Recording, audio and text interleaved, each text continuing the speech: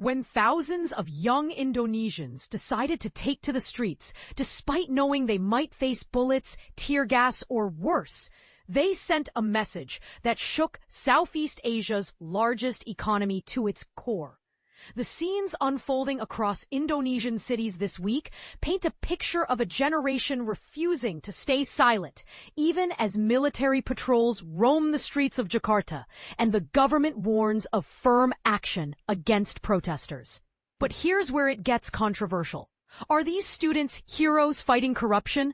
Or are they destabilizing a democracy that's still finding its footing? Let's dive into what's really happening behind the headlines. It all started with something that might seem trivial to outsiders: enhanced benefits for parliamentarians.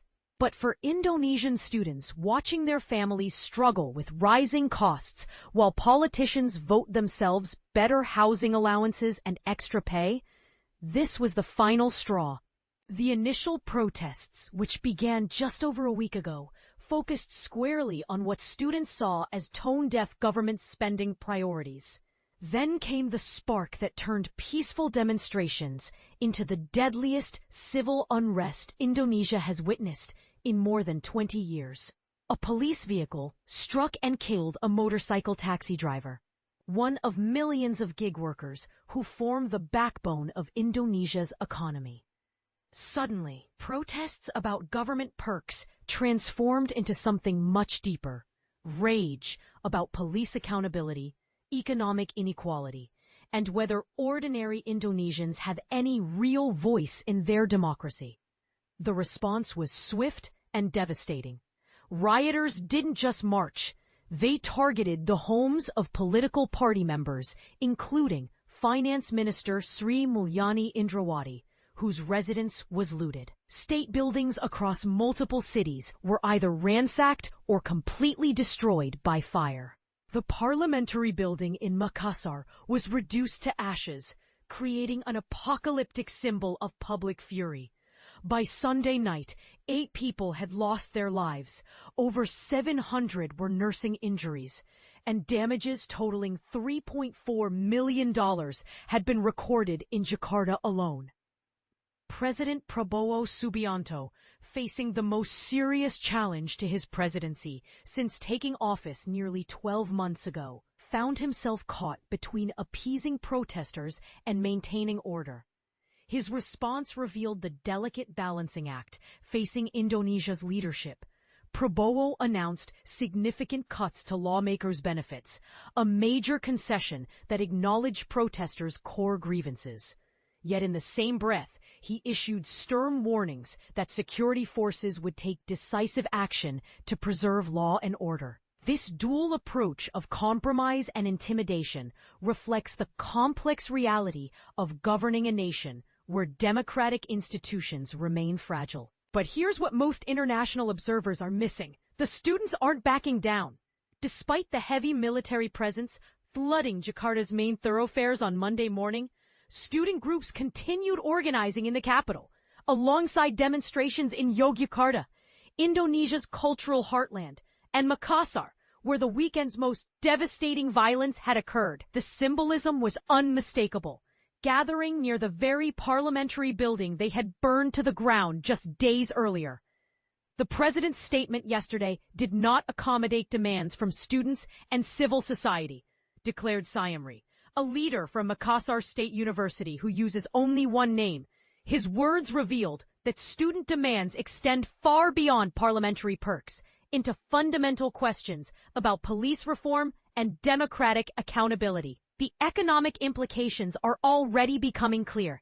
Indonesia's stock market plummeted more than 3% when trading opened Monday morning, though it managed to recover some losses as the day progressed.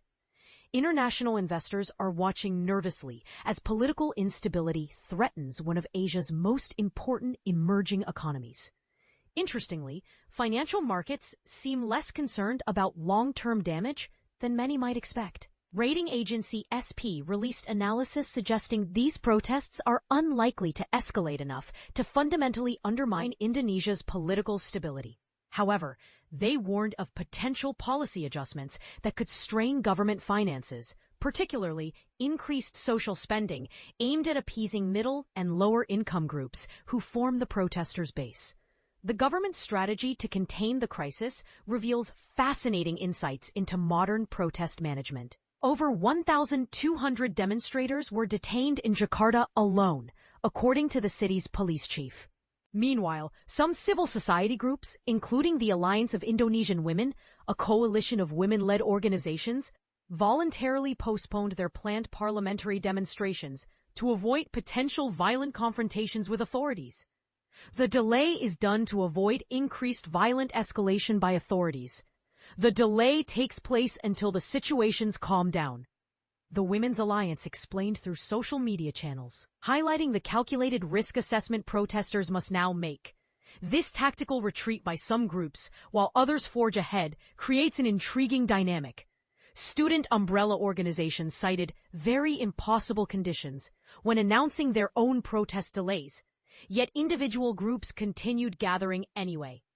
The result is a more scattered but potentially more resilient movement that's harder for authorities to predict or control. Even Finance Minister Indawati found herself personally affected, confirming through social media that her home was among those targeted by looters.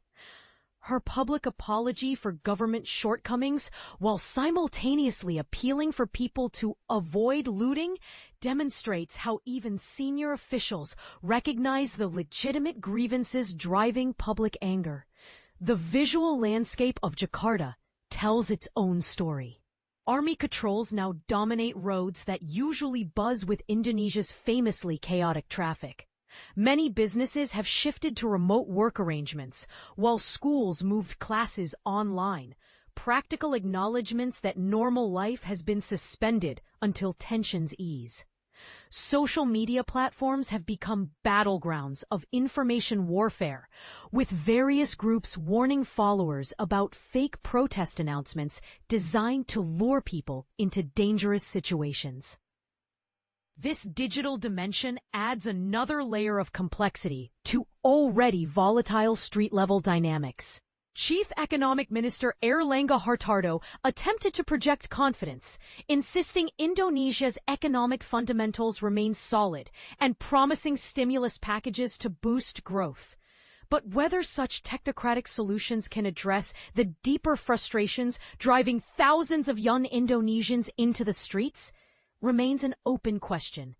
And this is the part most people miss. These protests represent more than anger about parliamentary perks or even police violence. They reflect a generational clash over what kind of democracy Indonesia should become nearly 3 decades after the fall of the Suharto dictatorship.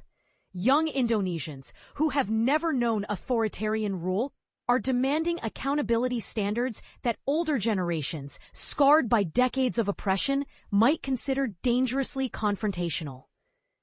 Meanwhile, political elites who navigated Indonesia's transition to democracy are struggling to balance reform with stability in a nation where democratic institutions remain relatively new and fragile.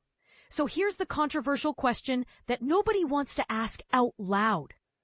Are these students pushing Indonesian democracy forward, or are they threatening the very stability that allows democratic progress in the first place? What do you think? Should young people risk everything to demand immediate change, or should they work within existing systems even when those systems seem rigged against them?